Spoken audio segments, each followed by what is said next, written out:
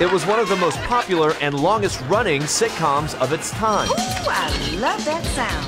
In 1989, Family Matters introduced audiences to a working-class African-American family from Chicago. Yes! And a nerdy neighbor with a catchphrase who took the world by storm. Did I do that? 28 years later, EW is bringing the cast of Family Matters back together for an unforgettable reunion. I haven't seen these guys, but to see them now the way they are is wonderful. It's like, it's heartwarming. It makes me cry. For us to be all together again, I believe it's God's plan, and I believe He kept us alive for a reason. So I'm excited to see everybody together. And of course, I love them all. Yes. We love you too, Mama. The following program. Modern style.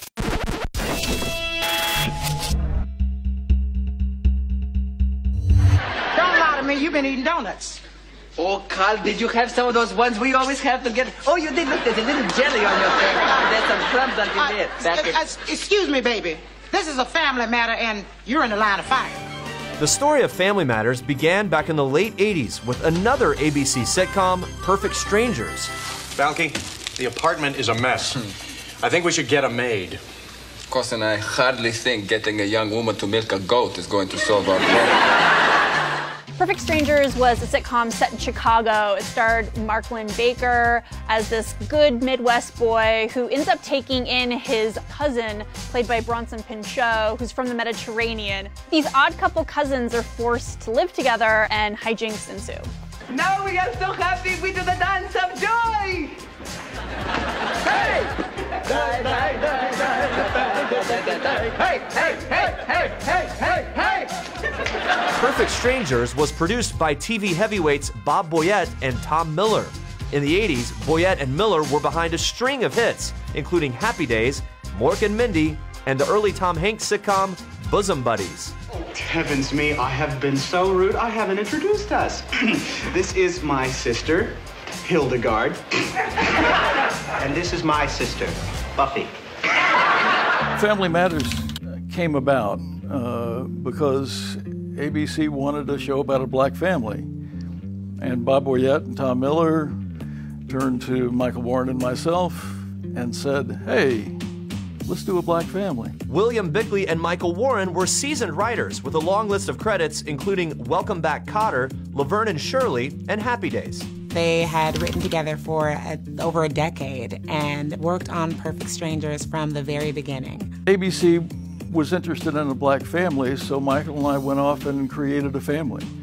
And that was how it came to be born.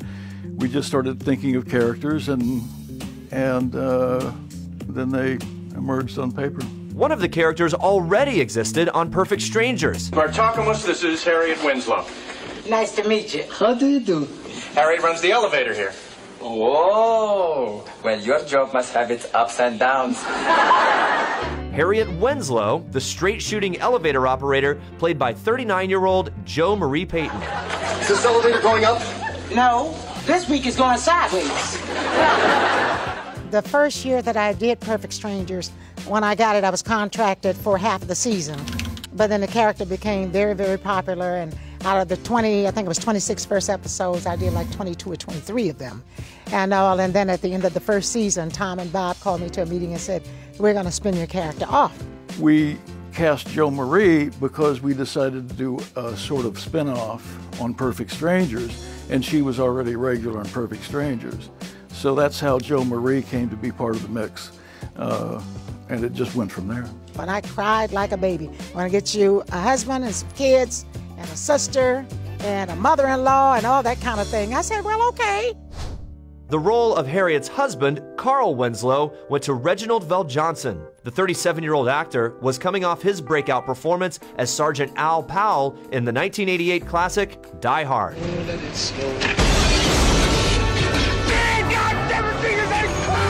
to the party, pal!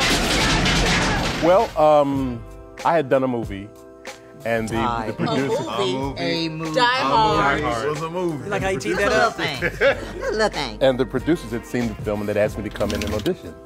So, and that was the first time I met Joe. And it was there all along. It was just, I just felt it. When we set out to create the show, it was primarily with Reginald VelJohnson in mind. He had just done Die Hard and was a standout in that movie. Reggie VelJohnson was really the centerpiece of what became Family Matters. How come your lips taste so sweet? Is that powdered sugar on your mouth? No, it's not sugar. It's cocaine. Family Matters is just an all-American show about a working-class family and all of their unique dynamics. How many donuts did you eat? None. How many? Just one. How many? All right, 2, okay, 2. How many? All right, 9. Harriet Winslow is your quintessential sitcom mom. She's a hard-working mother taking care of her kids and the house, and also keeping her husband Carl in line from time to time. Carl Winslow, he is the king of the castle. I mean, he is a police officer after all. And this is a guy who wants to make sure everyone knows who is in charge. He's a protective guy. Carl Winslow was first introduced as Harriet's husband in an episode of Perfect Strangers. Hey, baby. Hi, sweetums. Hi, Balky. Hey, cub. Meeting Joe for the first time, I knew that we would be together for a very long time. It was just something very special about her that made me realize that this is going to be it. I won't be home for dinner. They got me working undercover. Oh, I worry when you work undercover. Oh, well, now, don't worry. I'll be all right. And I'll be home before you know it. Come here. See you later. Bye, Balky. The episode we did on Perfect Strangers was not the pilot for the show. We did an episode, I guess, more as a demo to the network to say, look, here's Reggie, look, here's Harriet Winslow. So Reggie, Joe Marie, Perfect Strangers, what do you think? And then based on that, we sold an actual pilot. Car. You got food in that car, don't you? It's just a little something for the guys down at the station. A small case of ding-dongs. Hi, Mr. Winslow. I'm Steve Urkel. Turned out that hideous character turned out to be the most wonderful character that we ever invented.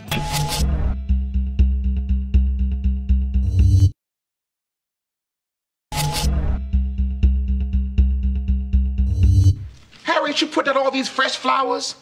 Now, Mama's gonna expect fresh flowers in here every day. I am not paying for fresh flowers in this house every day. These are from our backyard. All you're paying for is manure. In 1989, ABC ordered a pilot episode of Family Matters. The Perfect Strangers spinoff starred Joe Marie Payton and Reginald VelJohnson as Harriet and Carl Winslow, hardworking parents with 3 children, an aunt, and a grandmother, all living under one roof. Girls, dog at the dinner table. Okay, let's take it outside. Sit down. 13-year-old Kelly Williams was cast as the middle daughter, Laura. Laura is perfect. She's smart, she's beautiful, she is a straight-A student and a cheerleader. It's like, what more could you want from a daughter? What's wrong, honey? Science class. I'm in big trouble. I make it a B. I got a B once. I framed it. I think this was the best audition I had ever done in my entire life. Like, it was just so right. Everything was so natural, no hiccups at all. So, I mean, I didn't know I was going to get the part, but I did really well on that audition. I'm sorry I'm late. Woo, looking good. The role of Laura's older brother, Eddie, went to Darius McRary. The 13-year-old actor was coming off a small role in the 1988 drama Mississippi Burning. It ain't colored folks you should be talking to. Who should we be talking to? Start with the sheriff's office. Why aren't you afraid? How come you ain't? The Winslow son, Eddie, could not be further from Laura. He is not a straight-A student, but he is into girls and cars and pulling hijinks that, you know, any boy his age might try to pull off. Now, if you want those high tops, you're gonna have to use your own money. Use my own money? For shoes? I just remember being like really nervous, but it was a great audition, and I think it wasn't even a callback, really. But I didn't think that I got it. So that's why they hadn't called back. But they wanted you because they told me you had just done Mississippi Burning. Yes, yes. They said, we got this kid, he's big shots. He said, he's incredible. They already told me, they already knew they were going to use you. Yeah, so I didn't think that I got it. So when I had left out, my mom said, how did it go? I said, it was a great audition, but I don't think that they liked me.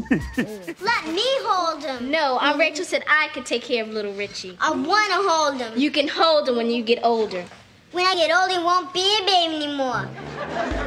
The youngest Winslow, Judy, was played by 7-year-old Valerie Jones. She's really cute, adorable, has a really great relationship with Laura. It's just a little bit of the comic relief here and there. Girls, who's watching my baby? She is. Excuse me. Comedy veteran Thelma Hopkins was cast as Harriet's widowed younger sister, Aunt Rachel. Oh, that's okay. Nobody helped me. The 40-year-old actress had appeared in more than 30 episodes of Bosom Buddies. Are you two farm girls? I mean, you are big, really big. And nearly 70 episodes of the long-running hit Give Me a Break. Miss Harper, didn't you want to discuss the plans for additional pews? I'm on pews, Nell's on bells.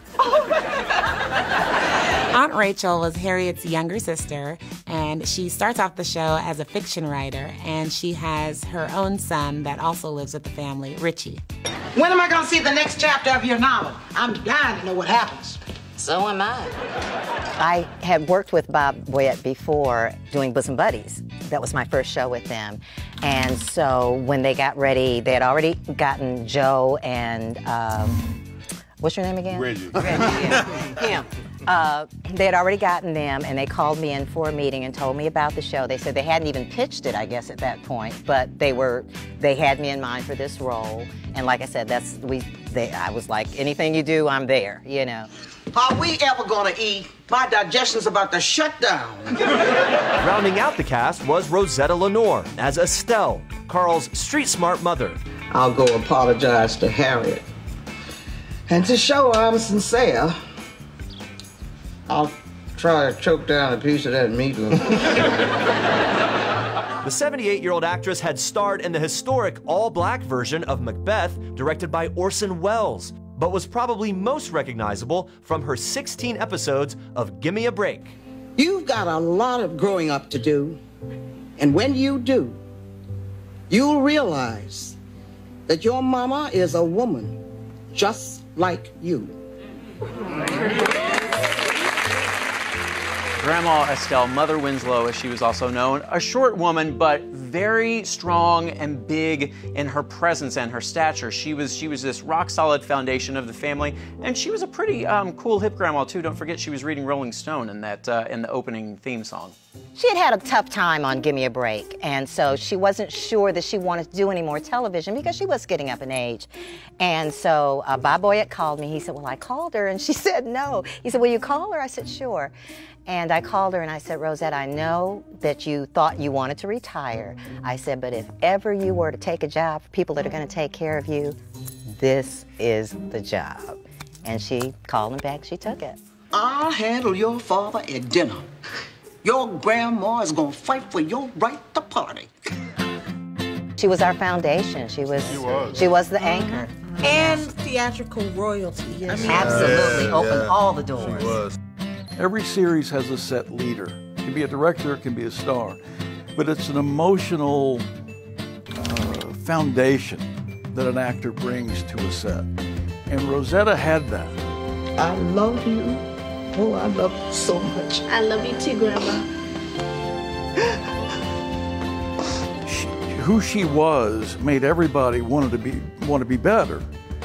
It made everybody want to be more professional. So Rosetta was really the emotional foundation of the show. The pilot scored high with test audiences, and ABC ordered a 22-episode first season, with one minor change. The role of Judy was recast and went to 9-year-old Jamie Foxworth. Oh. Stuff. See, what are these? That's the other half of what we're supposed to be stuffing.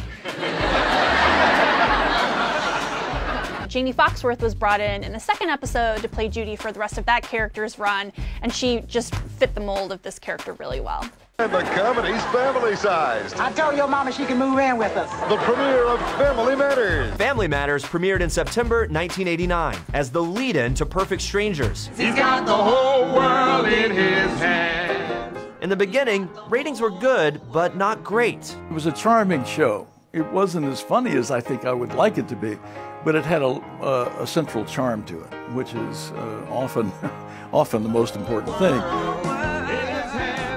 The show was still finding its way when creators William Bickley and Michael Warren sat down to write episode 12, Laura's First Date. In the script we wrote, it was about Reggie VelJohnson, a father setting up his daughter for a date because he was afraid that she wouldn't get asked to a dance. It's just your basic parent issue. Laura is gonna get a date, I guarantee it. So we just sat down in a room, Michael and I, and tried to think of, okay, what's the worst possible date that a father could end up getting for their daughter? And we just designed a character that's rumored to have eaten a mouse, that liked cheese and asked for it when he came into a room. We were just trying to think of the character that the daughter would least like for her father to have set her up for a party. Hi, Mr. Winslow. I'm Steve Urkel. Turned out that hideous character turned out to be the most wonderful character that we ever invented. Is Laura ready for the dance? So I was actually on my way out of the business. My mom has it to this day. I signed a little index card that said, I promise this is my last year and I'm not going to waffle back and forth. And I was actually on ice with my agent. When your agent puts you on ice, it means that they're not sending you out anymore. But my assistant and my agent's assistant sent me out for this audition because I had braces on my teeth. So I made the conscious decision. I said, go in this room and never let them meet Jaleel White. And so as I was walking to the room, I remember I just started kind of walking like a geek and everything. And I was just like, hi, nice to meet you.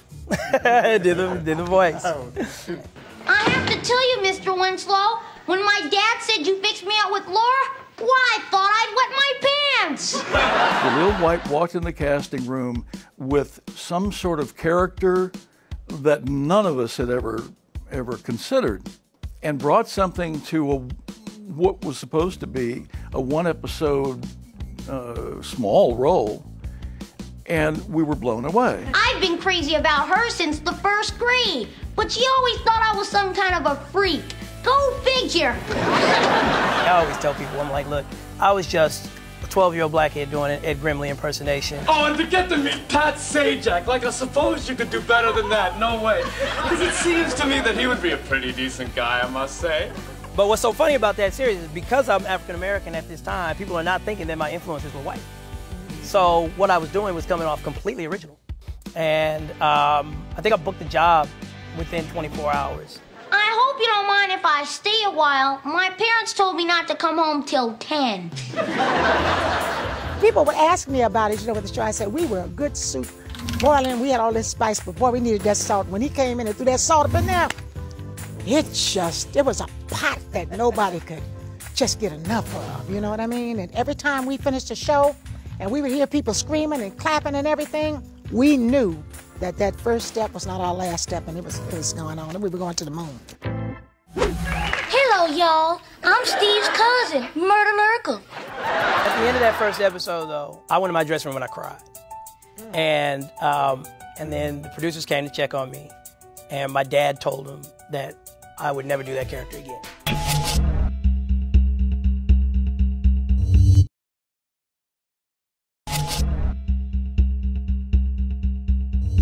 Wow, are you wearing a bra? Who are you, and why are those flowers dripping on my floor? Family Matters premiered on ABC in 1989. After a slow start, the show took off when a bold, new character was introduced midway through the first season. Did I do that? We had no intention that the character was going to go more than the one episode. In fact, my partner Michael named the character after somebody he knew. The whole name. He knew a person named Steve Urkel. we don't usually do that if it's going to be a regular character because sometimes people don't appreciate that. The iconic Steve Urkel was played by Jaleel White. This was the 13-year-old actor's second sitcom, having already co-starred as comedian Flip Wilson's son in the short-lived Charlie and Company. Did you hear something?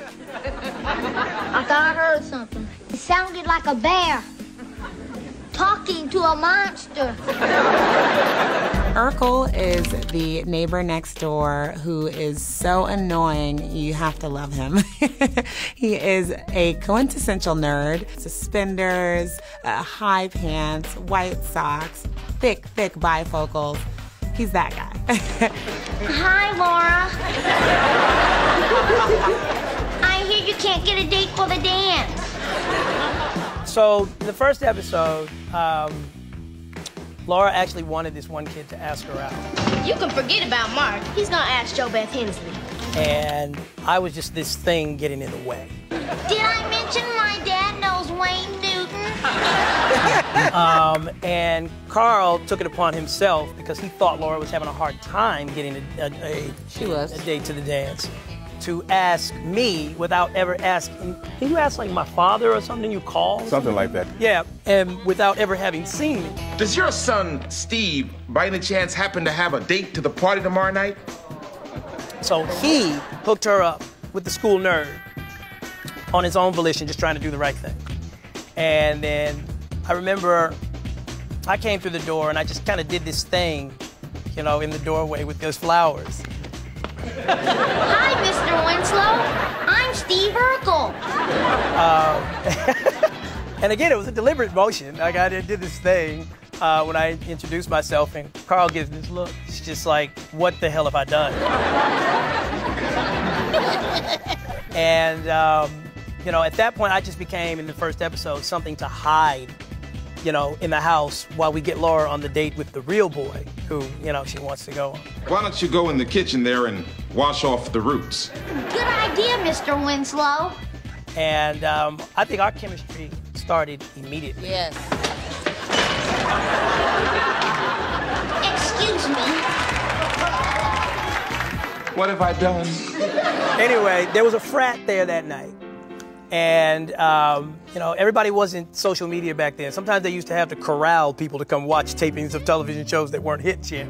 So I don't know what was in it for this particular frat, but it was like all white guys from some college in here in the Southland, and they started chanting the character's name in between the scenes that I wasn't in. What's your name, sugar? Steve.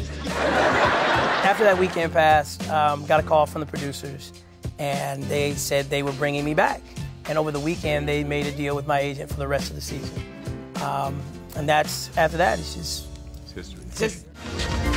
Now, if you want to do the Steve Urkel dance, all you have to do is hitch up your pants, bend your knees, and stick out your pelvis. I'm telling you, baby, it's better than Elvis. Urkel took off like a rocket in pop culture. He was actually probably like the first nerd chic.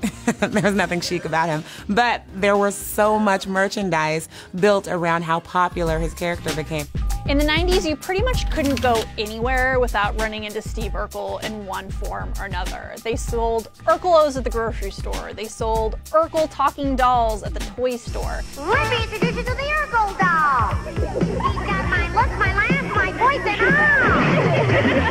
Can I do that? So basically, you could not get away from Steve Urkel. Even if you didn't watch Family Matters in the 90s, you knew who Steve Urkel was. Did I do that?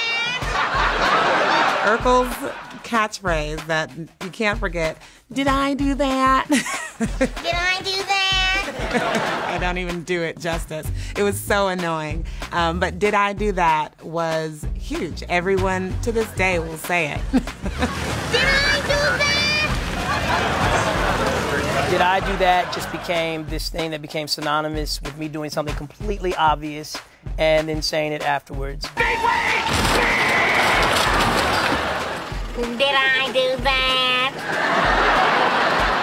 We had a few phrases back then. I remember the commercial, I've fallen, I can't get up. I've fallen, and I can't get up. Right, remember that? Yeah. We stole that. I'm falling, I can't get up. And listen, back then you didn't really know what was going to be a catchphrase that was going to stick. Nowadays, things are so contrived. It's like, oh, we've got our catchphrase, and they'll just drill into your head whether the audience is like it or not. I'm wearing you down, baby. It was just like sometimes a delivery can mean more than what was actually said. So for a lot of the things, like Did I Do That, it was just the delivery. Did I do that? Man, I add some chlorodeoxycycline to my Bosox. It makes my DNA reconfigure in parallel genetic structures. In a super bizarro twist, Steve created this transformation type machine that allowed him to become other people. So throughout the seasons, we saw him become Bruce Lee, Elvis. Sorry, I got mad. I guess I was all shook up. And a bunch of other famous people, oddly. It was always sort of a bit of a side gag. But once again, I think it stretched Jaleel White to become all of these different characters. As far as the characters were concerned, it got to a point where it just got preposterous. It just got to the point where it was just like, yeah, you're gonna play Albert Einstein, you're gonna play Bruce Lee. It was just one after the next. And Myrtle was an interesting journey for me. Because as an actor, though, I always believe that if I believe it, they'll believe it. So I had to be a girl. Hello, y'all. I'm Steve's cousin, Myrtle Urkel. And I was, you know, sometimes I even take offense a little bit, but I chill, I get it. When certain people always, you know, they go to the place of, oh, they always have to put a black man in a dress or whatever. It was like, nah. There are certain performances, you know, that are just, you know, they're just classic performances. But you did a darn good job. And so I committed to it. Ooh, Eddie, that name rolls off my tongue like honey. And at that age, I was concerned that my friends at school were gonna make fun of me. Because again, I'm that athlete first. But once I commit to something, I'm in, I'm locked in. Ooh, Sparks. But he did it so well. And he had me going like this, because one character he was in love with my daughter, the next one he was in love with my son. You know, I was going back and forth. But when he sat down at the table, he was so convincing, because one episode I was painting his nails and he was saying, but Harriet. But have you ever thought that, well, maybe Eddie, or maybe you're not Eddie's type?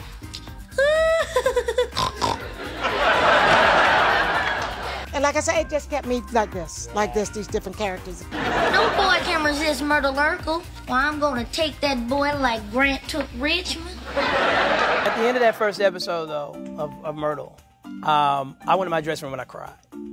And then the producers came to check on me, and my dad told them that I would never do that character again. Because I just wanted to get through the episode, because I was too worried, and I knew I had done it so well. I was like, damn, they definitely gonna make fun of me at school for this. I mean, I'm full. I'm like, I had gone there. What are you doing? I'm your dream come true. You're a nightmare. Now go home. And ironically, when I did go to school after the first time I did it, no one made fun of me. Everybody just thought it was absolutely hysterical. So sometimes it's kind of interesting how we heap these societal concerns on other people that are not even experiencing that at all. Everybody at school just thought it was a great performance. What's going on in here? Unfortunately, not much. So I had too much pride at that point, at that age, to go back then and say, hey, I want to play it again. To continue chasing after you would be humiliating and unworthy of an Urkel. I, sir, am a lady. And so it took about 2 to 3 years in between, and I was just kind of bored, just random on a lunch hour, and I went into the writer's room, and I said, if you guys want to do Myrtle again, like, I'll do it.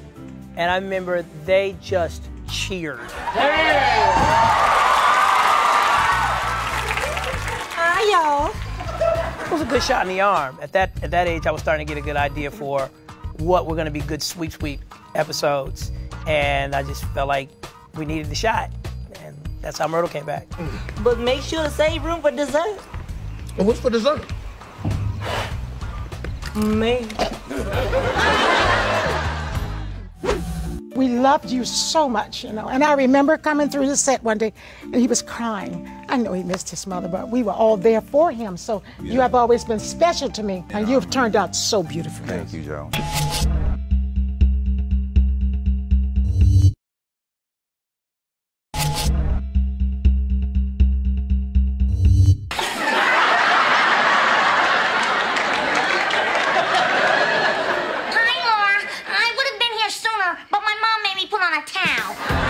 Family Matters premiered in 1989, and by season 2 was a huge hit for ABC. Hi, welcome to TGIF. For 6 straight years, the show kicked off the network's famed TGIF lineup. And I wasn't sure that Family Matters would be successful until the character of Steve Urkel started rolling. Did I do that? In the second season, the show also added a new actor to the cast. 4-year-old Bryton James stepped into the role of Aunt Rachel's young son, Richie, who'd been previously played by a baby. I will go upstairs and put my little man to bed and change my clothes. So as sitcoms are wont to do, baby Richie was aged up in season 2, because babies are not really that interesting to watch on TV. So in season 2, Richie became a 4-year-old played by Bryton James. And he was just kind of a cute, mischievous little kid, and he really idolized Steve Urkel, which I think is something that Steve Urkel had never experienced up to that point. So they also had kind of a cute little relationship. Guess what? I'm asking Santa for a Freddy Teddy. Really? Have you been a good boy this year? I had a pretty good August. Family Matters was my very first audition for a television show. And I was 3 years old. I had only done a couple commercials here and there. My parents knew nothing about the industry, so we were very new. Richie Crawford? Well, Bryton is one of those rare finds. It's a kid that's born with this sort of supernatural talent. Mommy? Yes, sweetie? I'm glad Uncle Carl is back. Richie, he didn't go anywhere. Yes, he did. Aunt Harriet said that he was in the doghouse. And on the audition, lasted about 10 minutes, and by the time I got home, I had a call back, and then here I am. You know, I love this room. It reminds me so much of a kitchen. Waldo, this is a kitchen. Whoa. Season 2 was also the introduction of the dim-witted Waldo Geraldo Faldo, played by 16-year-old Sean Harrison. He is originally a sidekick to the neighborhood bully. Hey, what you gonna do, Willie? I'ma trash Urkel's locker. Why you gonna do that, Willie? 'Cause it's Tuesday. Again? But he evolves into the best friend of Eddie, and he is dumb as rocks. Like, that's really his character. Tonight's just one big crazy mix-up. You telling me I'm here for gym class. I remember Sean, when Sean came to us. Yes. And I remember meeting his mother. Yes. And his mother was so wonderful. She was always baking us peach cobblers and pies and all these different things. And we loved her to death. Yes. But shortly after that, Sean lost his mother. Yeah. And I always said that she brought Sean to the set for us to raise. Yes. And we fell in love with him like he was one of our own. And we knew that he didn't have a brother or sister, so we embraced him. You know, we loved you so much, you know. And I remember coming through the set one day, and he was crying. And I know he was in the kitchen by himself, and I was coming through, and I said, Sean, what's the matter? And he was crying. I know he missed his mother, but we were all there for him. So you have always been special to me. But I feel like your mother brought you to us for us to help raise you and raise you the right way. And you've turned out so beautifully. Thank you, Joe. And I appreciate the fact that I had an additional support system for me at the time, because the show was in production. There was no break for me between my mom passing and having to come and stick with the schedule that they already had lined up. But everybody, cast, crew, everyone was very, very, very supportive, very understanding of the very trying and difficult time that I was going through. So I appreciate all the love and support that you guys all extended to me during those years. We love you. Amen. And that's real stuff. That ain't no. Yeah. That don't have nothing to do with Family Matters. Stuff. That's real. That's real mama love. And I hit that door, and to this day, I've never seen such complete shock and awe and screaming from people in an audience.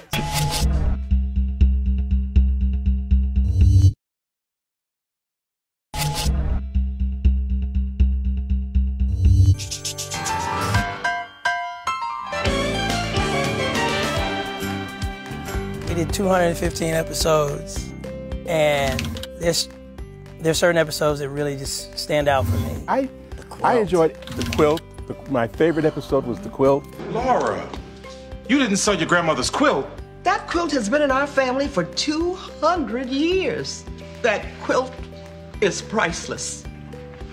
Where Laura finds this quilt and sells the quilt that my mother made, and that's my favorite of all the time. I think now is a good time to tell everybody the story of the quilt.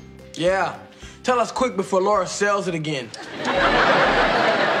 Somebody in the cast, maybe more than one person, mentioned the idea of the quilt and what the meaning of a quilt had in a black family. This quilt was started by your great-great-great-great-grandmother, Amy Rose. And the quilt had such a resonance to us and to everyone involved in the show that we knew we wanted to do it. Amy Rose wanted a record of our family in one place.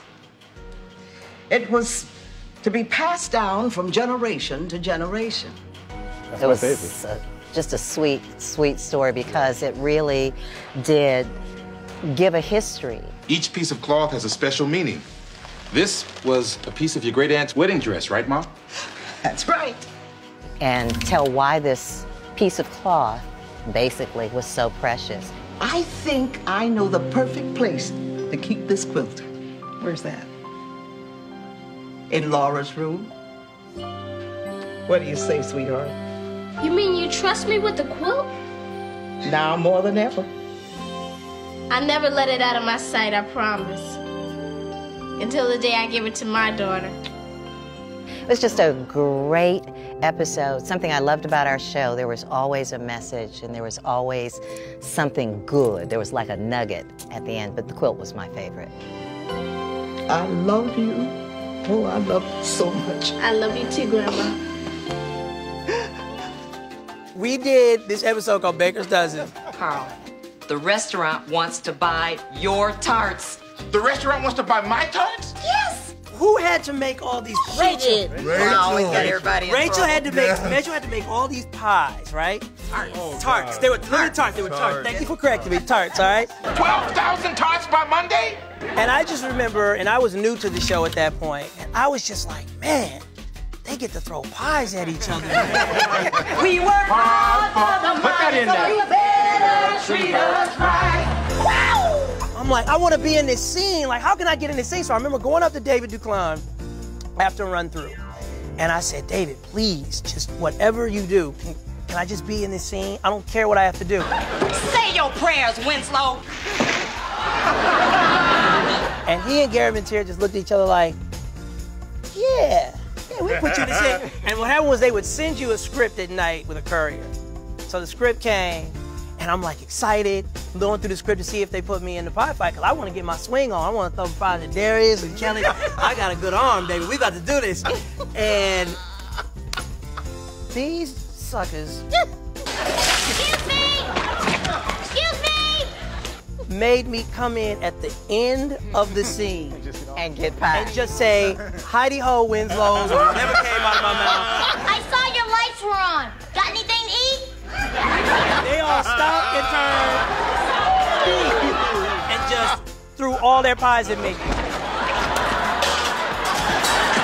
And listen, I don't know if they were taking something out on me or what.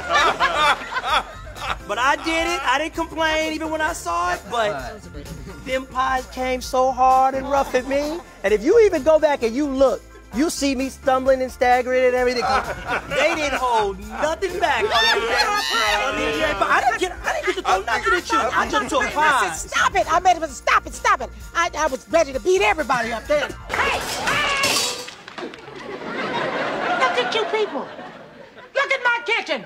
Have you all lost your minds? He started it. I did not. My favorite episode, there's a lot of fun ones. My favorite one was a Halloween episode. Where's Richie? That's what we don't know. Is it the one where I lost you? When I got lost, yeah. Waldo lost me. Waldo, man, you really messed up this time. This is the dumbest thing you've ever done. Hey, you left a small kid with me, and you calling me dumb? You guys are talking about these real moments, you know, that you had between each other, and I was all of 4 probably, and you know, learning who you guys are, and you guys are becoming my family at that young age, and then the scene that Darius and I did at the end when he got emotional and cried, thinking about losing me, you know. See, I don't just like you. I love you, little guy.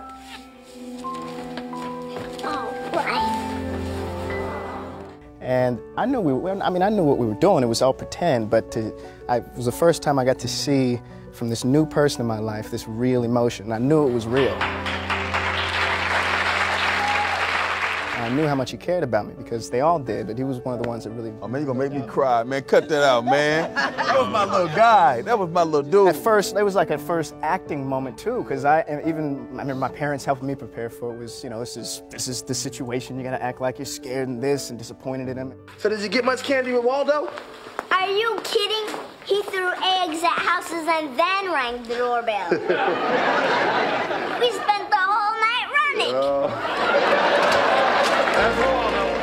And so it's, you know, these guys are used to pretending and doing real kind of heavy stuff like that. So that was my first go around, and to feel that with him stood out. I like that. Steve?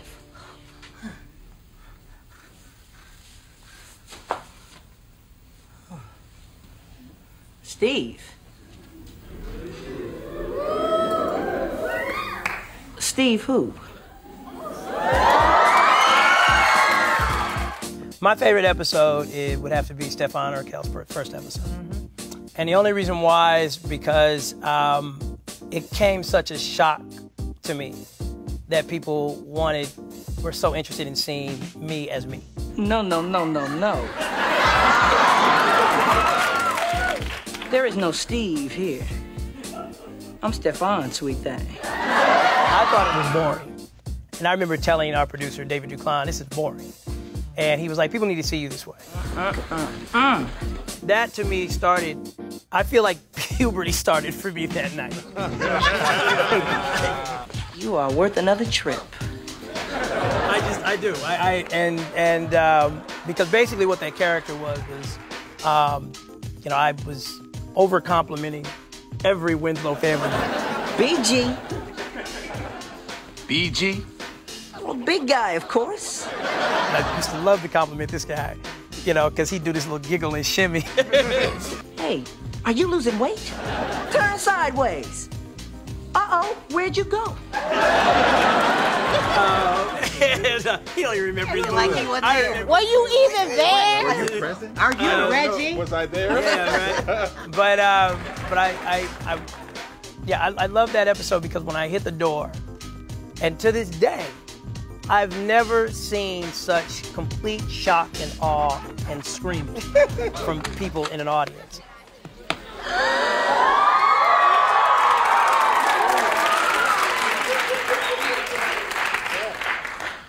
Please, party on, party on. And if it wasn't for my discipline to never break character when you got them going, I really would have just stopped and been like, really? It's you! It's really you! Peace, baby.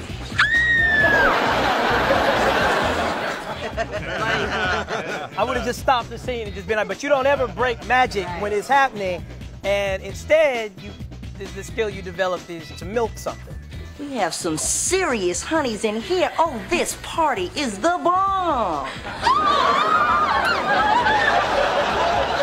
So it was just kind of like, oh, I really got y'all on the hook like this? Yo, Stefan. Yo, Eduardo, my man.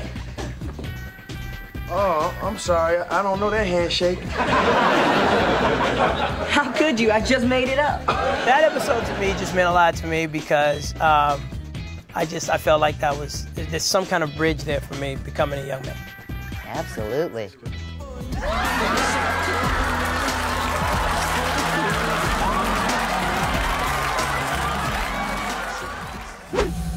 I mean, when I say I won Take That Show, I won Take That Show. It was like every scene, I nailed it to the best of my ability.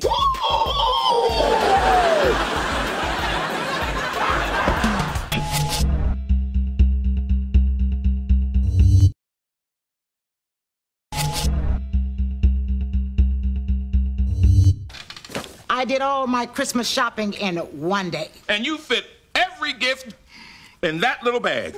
Oh, no, these are the receipts.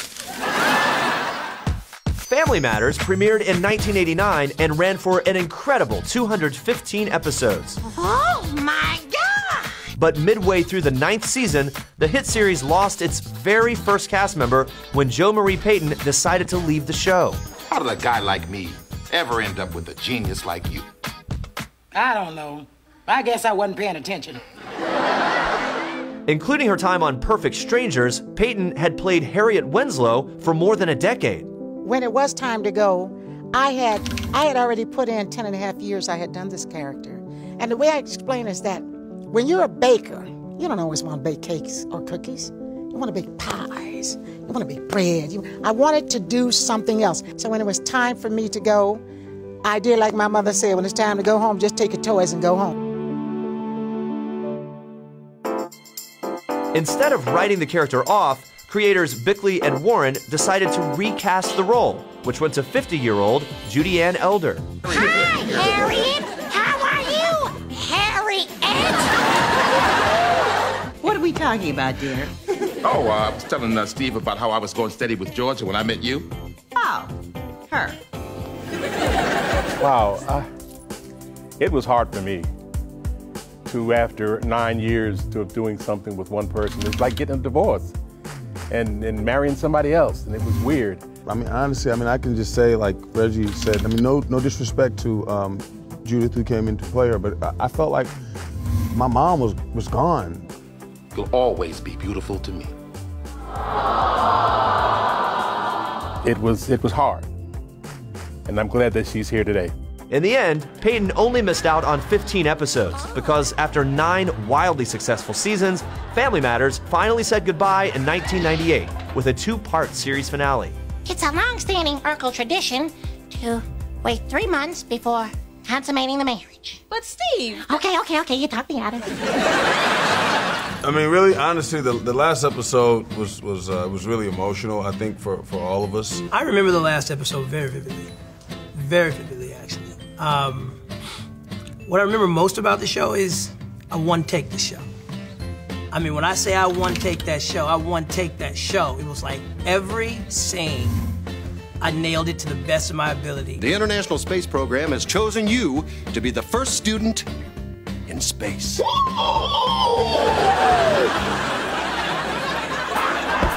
In the 2-part finale, Urkel gets a call from NASA, and they're telling him he is the first student to be invited to space due to this gravity invention that he made.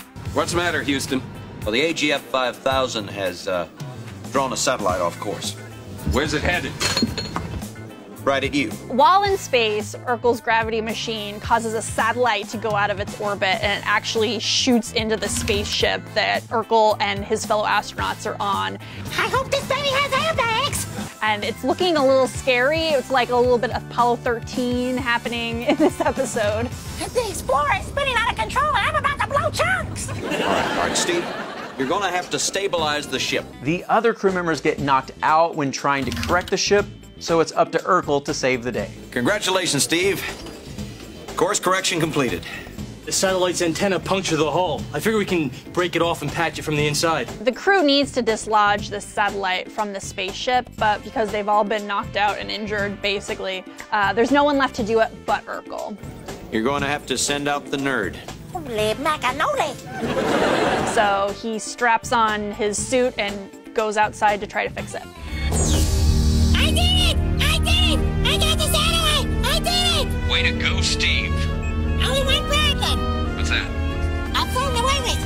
He manages to free it, but in Urkel fashion, he forgets to attach his tether, and he is floating off into space with this satellite.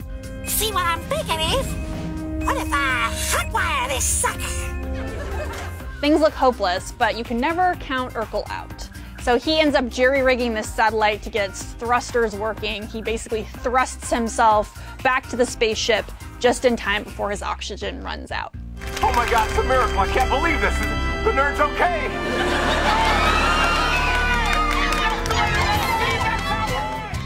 He is welcomed home as a hero, and everyone is so happy to see him, including his future father-in-law, who hates Urkel. He always had. I have told everybody at work about my future son-in-law. Really? Welcome home, son. Thanks, Dad. But having him back and safe and sound, he's very, very happy, and it's a big moment. Do I get a welcome home kiss? On one condition. Well, what's that? That you'll never go into outer space again. Only when we kiss, Larlie.